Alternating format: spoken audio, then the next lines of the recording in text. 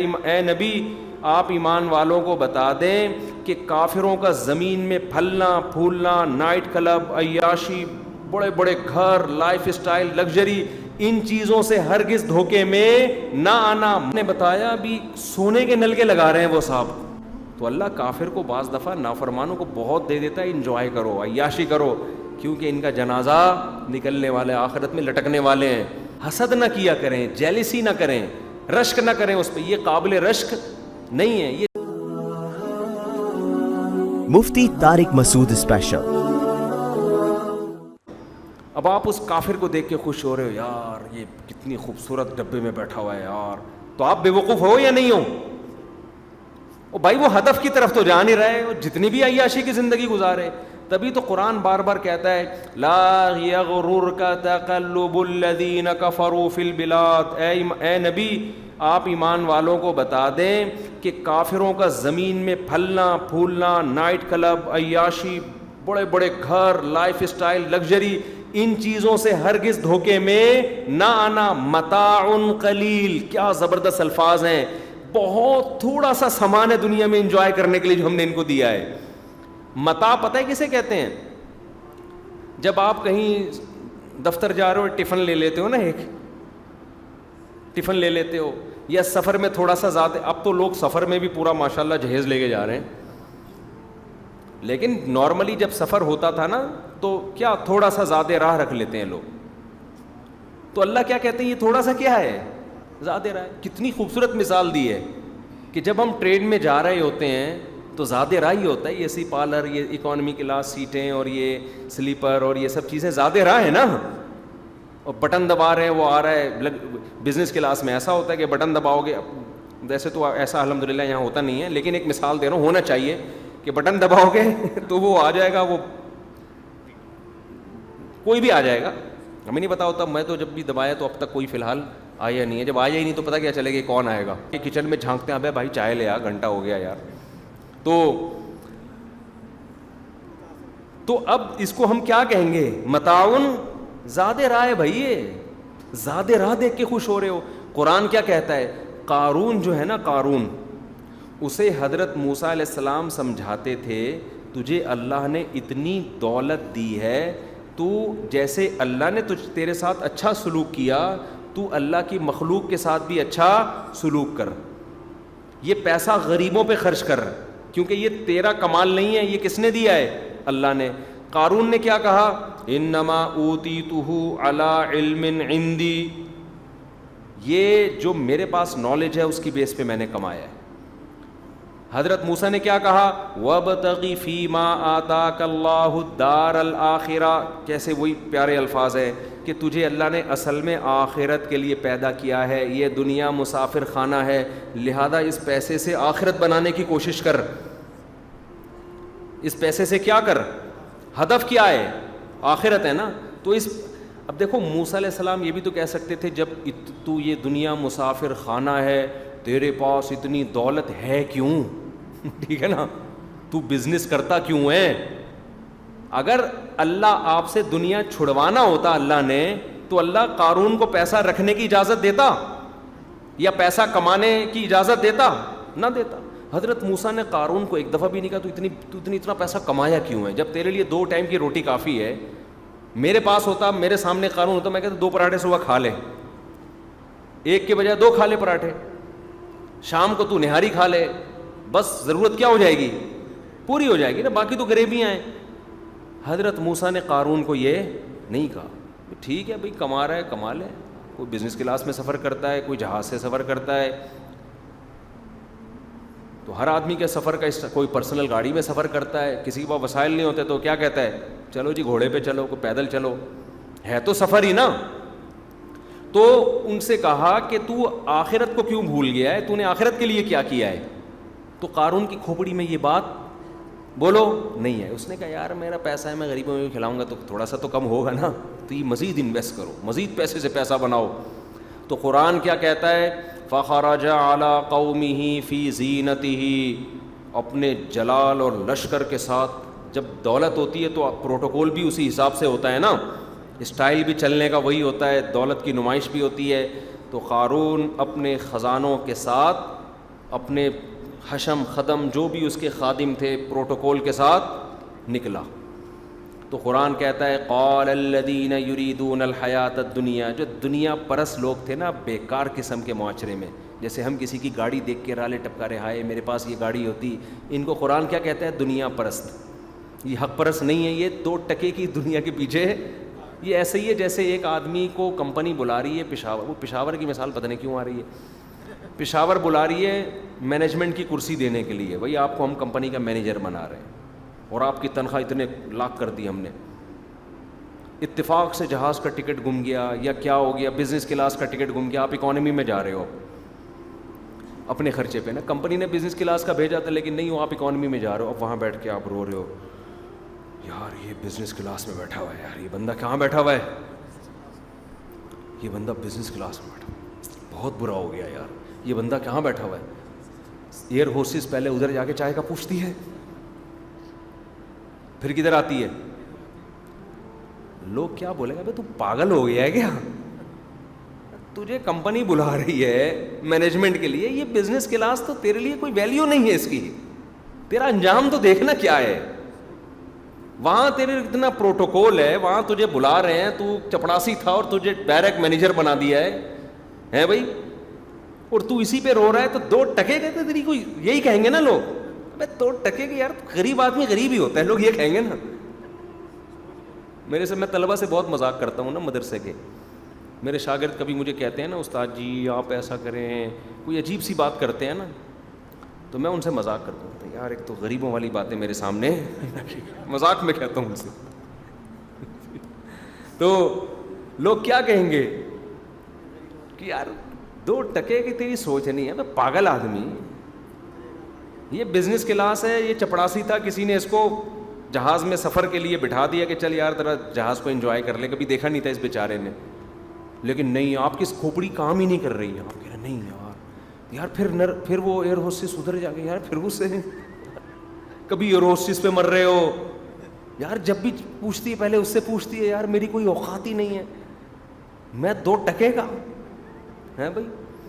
تو یہ سب بے وقوفوں کی باتیں ہیں اور ہم سب اسی میں داخل ہیں. ہم ابھی ہنس تو رہے ہیں, لیکن ہم جب کسی کی لینڈ کروزر دیکھتے ہیں, ہم جب 1000 گز کا بنگلہ دیکھتے ہیں, ہم اللہ کا فضل ہے, میں کوئی بہت نیک نہیں ہوں, اللہ نے ستاری کا معاملہ کیا ہوا ہے, ہماری خطاؤں پہ پردے ڈالے ہوئے ہیں, ہمیں اپنی اوقات پتہ ہے.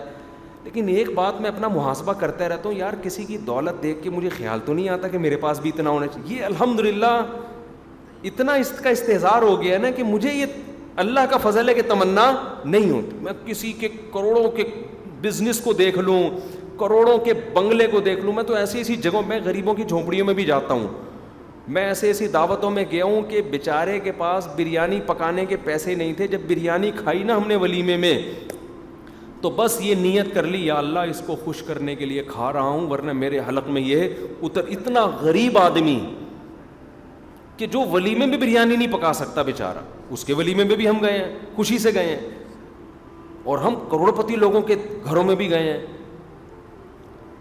کچھ دن پہلے بنگلے میں جانا ہوا, 1000 گز کا بنگلہ, اتنا لگژری کہ آپ کی سوچ ہوگی, کروڑپتی آدمی. زیادہ ڈیٹیل میں جاؤں گا تو وہ سمجھ جائے گا, اس لیے نہیں جا رہا میں زیادہ ڈیٹیل میں. تو لیکن اللہ کا بڑا فضل ہے کہ کبھی یہ حسرت نہیں ہوتی کہ ہمارے پاس بھی ایسا. میں اس بندے کو دیکھ رہا ہوں, یار تھوڑے دنوں میں اس کا انا للہ ہونے والا ہے. تھوڑے ٹائم انکل کو کہنے والا تھا, وہ مجھے دکھا یہ میرا کمرہ ہے, یہ میرے بیڈ روم ہے, اور یہ پتہ نہیں کیا کیا ہے. مجھے تو ہمارا گھر تو کچن سے شروع ہوتا ہے, واش روم پہ ختم ہو جاتا ہے. تو پتہ نہیں کیا کیا بتا رہے تھے نا وہ, یہ پلینگ ایریا ہے, اور یہ سوئمنگ پول ہے, اور یہ پتہ نہیں کیا کیا, بہت کچھ تھا. اور اتنے ڈیکوریٹ کیا ہوا, بندہ نہیں ہوتا مارکیٹ میں, گھر اتنے بڑے. ہم جب اپنے گھر میں آتے ہیں یار ایسا سکون ملتا ہے, حالانکہ کرائے کا ہے, اس لیے کہ پہلے بچے کھڑے ہوئے ہوتے ہیں. آج اتوار ہے اور بچے میرے صبح سے خون پی رہے ہیں, پیسے چاہیے. میں کہا بھائی پیسے جمعے کو ملتے ہیں, وہ کہہ رہے ہیں ابھی دے دیں, جمعے کو نہیں لیں گے. بچے نا میرے مغرب سے بعد سے پڑے ہوئے ہیں کہ ابو جمعے کے پیسے, میں نے کہا بیٹا جمعے کے پیسے کب ملیں گے, جمعے کو ملیں گے. تو گھر میں رونق ہے الحمدللہ, اللہ نظر بد سے بچائے یار. بچوں کی باتیں کوئی پھینک رہا ہے. ایک نے آج مجھے میسج بھیجا, مجھے کارٹون کے لیے کمپیوٹر چاہیے, میں بہت رو رہا ہوں, میں بہت دیر سے رو رہا ہوں. یہ نا گھر والوں کے واٹس ایپ پہ اس نے مجھے, چھوٹا بچہ ہے بالکل, تو مجھے بتا رہا ہے کہ میں, آپ نے دیکھا نہیں ہے مجھے, لیکن میں آپ کو خبر دے رہا ہوں کہ میں کافی دیر سے رو رہا ہوں. مجھے اتنی ہنسی آئی ہے یار. رپورٹ پیش کر رہا ہے کہ آپ, کیونکہ میں گھر گیا نہیں تھا, تو کہہ رہا ہے آپ کو پتہ ہی نہیں میں بہت دیر سے رو رہا ہوں. تو گھر اتنے بڑے بڑے بنا لیے, بندہ مارکیٹ میں ہے ہی نہیں. بچہ ایک آدھ, وہ بھی کہیں کوئی امریکہ گیا ہوا ہوگا, کوئی جاپان گیا ہوا ہے, ابا اماں اکیلے. اب یہ بیڈ روم کا, یہ بیڈ روم ہے, یہ بھی کیا ہے, یہ بھی بیڈ روم ہے, یہ بھی کیا ہے, یہ بھی بیڈ روم ہے, یہ بھی بیڈ روم ہے. تو کیا ہے یہ, کیا کریں اس بیڈ روم کا, بیڈ ہی بیڈ ہے. اتنے لگژری واش روم کا کیا کریں. واش روم تو واش روم ہے بھائی, صاف ستھرا ہو, بس بدبو نہ آ رہی ہو, ایگزاسٹ فین لگا ہوا ہو, اور ساؤنڈ پروف ہو, یہ ضروری ہے. یہ 3-4 چیزیں واش روم کے بنیادی ارکان میں سے ہیں. آپ کی رپورٹ باہر نہ جائے, ٹھیک ہے نا, جو بھی رپورٹ ہو وہ باہر نہ جائے, اس سے خطرہ ہوتا ہے. پبلک ٹوائلٹ میں نا آدمی کی بے عزتی ہو سکتی ہے.